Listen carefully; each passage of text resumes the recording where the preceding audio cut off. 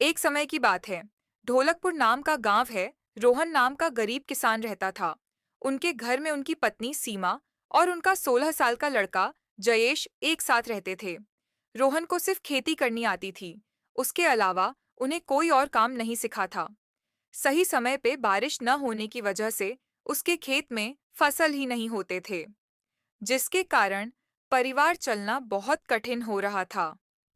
एक दिन सुनिए जी, आज तो घर में बिल्कुल भी राशन नहीं है।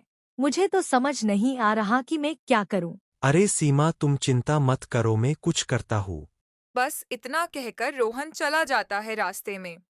हे राम, ये कैसा समय आ गया है। प्रभु, मेरे घर में राशन का एक दाना तक नहीं है। चलो, मैं और सीमा भूखे पेट रह रहेंगे, लेकिन मेरे बेटे जयेश का क्या। मैंने तो केवल खेत में मेहनत करना सीखा है, लेकिन उसमें भी बारिश सही समय पे ना होने की वजह से खेत में फसल नहीं हुई है। अब मेरे पास जमींदार से पैसे उधार लेने के अलावा कोई दूसरा रास्ता नहीं है। रोहन अपने गांव के जमींदार के पास जाता है। जमींदार पोपटलाल बहुत ही चालाक जिस्म का इंसान है। हर किसी को बेईमान रीत से लूटने की तरकीबें ढूंढता रहता है। अरे अरे, आइए आइए रोहन भैया, कैसे आना हुआ।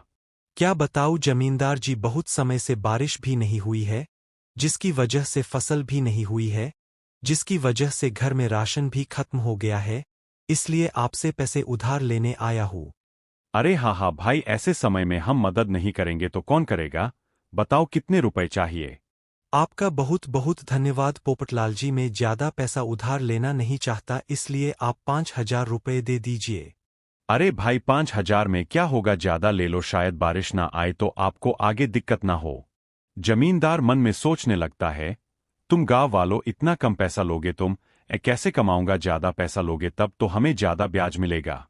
यह रोहन भी सोचने लगता है कि जमींदार जी बात तो सही कर रहे हैं।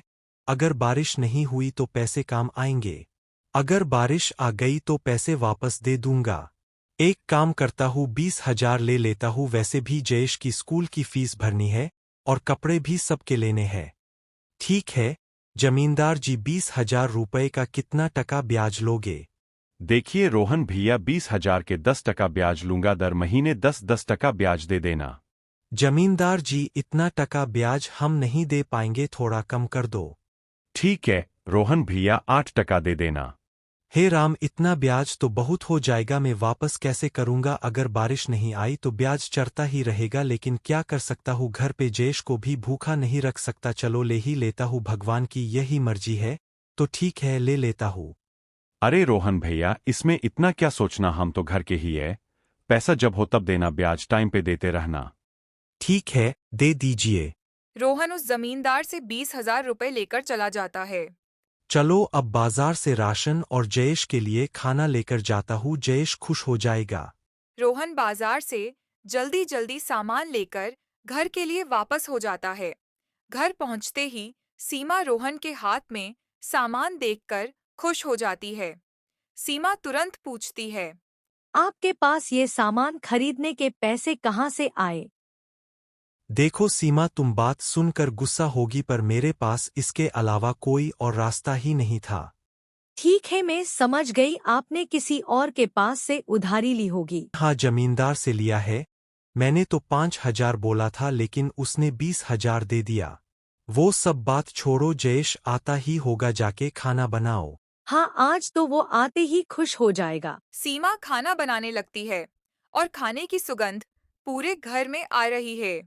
आज तो क्या सुगंध आ रही है खाने की, आज तो खाना खाकर मजा आ जाएगा। थोड़ी देर में जयेश घर आ जाता है और सब साथ में खाना खाने बैठ जाते हैं। आज तो पूरे परिवार में सबके चेहरे पे खुशी दिख रही थी। माँ, आज तो खाना बहुत ही अच्छा बना था, खाना खाकर मजा आ गया। अच्छा पापा, मैं आज मेरे दोस्त पार्थ के घर जाना है। आज वो अपने पापा से मिलवाने वाला है, तो मैं 1-2 घंटे में आ जाऊंगा। ठीक है बेटा, संभाल के जाना और संभाल के आना। ठीक है पापा, आप चिंता मत करो, मैं अच्छे से जाऊंगा और अच्छे से आऊंगा। इतना कहकर जयेश चला जाता है। भगवान, इस बार फसल भी अच्छी नहीं हुई है। मेरे पापा ने मेरे लिए ही कर्जा लिया है।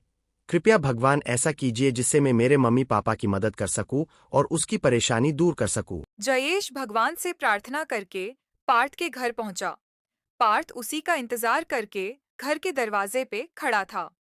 और बोला आ गया जयेश, मैं तेरा ही इंतजार कर रहा था, चल तुझे मेरे पापा से मिलवाता हूँ, वो कब से तेरा इंतजार कर रहे हैं। हाँ पर पार्थ तेरे पिताजी मुझसे क्यों मिलना चाहते हैं? हाँ वो तू ही पिताजी से पूछ लेना। पार्थ का घर बहुत ही बड़ा और सुंदर था। उसके घर में उसकी माता और उसके पिताजी रहते थे। पार्थ ने उसके पिताजी को अपने दोस्त जयेश के बारे में बताया था कि उसके पापा बहुत मेहनत करते हैं खेत में और घंटों तक काम करते हैं, लेकिन फसल अच्छी ना होने से परिवार में बहुत टेंशन है।